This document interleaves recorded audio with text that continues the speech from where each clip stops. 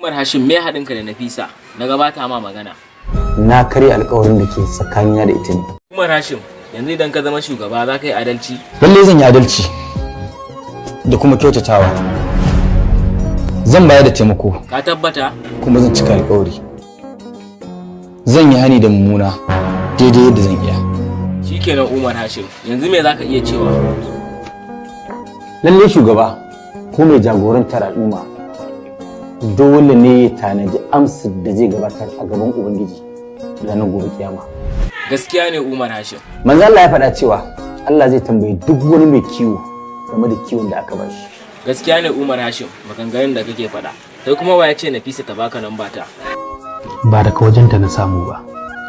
Na samu ne daga bakin Hajiya Sara. Baban yaya, ga farfesan na an kawo. Zai koya maka kyakkyawan turanci.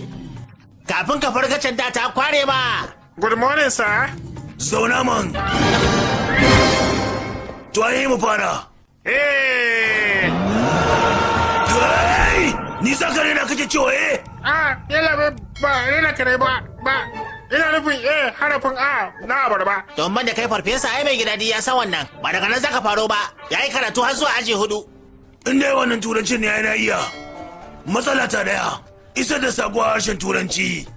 Kai, bastard. Me ka ce?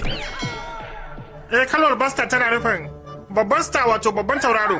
Mutum wanda dukkan yarinya da kuma haduwarta ba ta fin karfinsa. Yau don da haka ne babban ya zama babban bastard. Na ji ba daɗi sosai ta yadda sai da na rike babana haka. Na rike wuyan shaka na matse shi a loto. Na ɗauko wata wuga da take kusa sai kawai na yi ta daba masa. Umma ta yi ƙoƙarin ɓanɓaro shi daga hannuna. Ban ma lura ba idanuna kawai suna rufe. Kawai na ta dabawa. Bayan wani lokaci sai na suma. Assalamu alaikum yan uwa masu kallon tashar Saskit TV. Da fatan dai kuna cikin goshin lafiya kamar yadda muke. Da kawo muna muku albishir cewa za mu ringa kawo muku sababbin bidiyoyinmu a kullum sau ɗaya. Amma kafin nan muna so ku taɓa mana subscribe, kana ku taɓa mana alamar ƙararrawa ta yadda muna ɗora zai ringa faɗo muku a cikin wayoyinku sai ku samu damar kalla. Mun gode. Yayi kawai saki.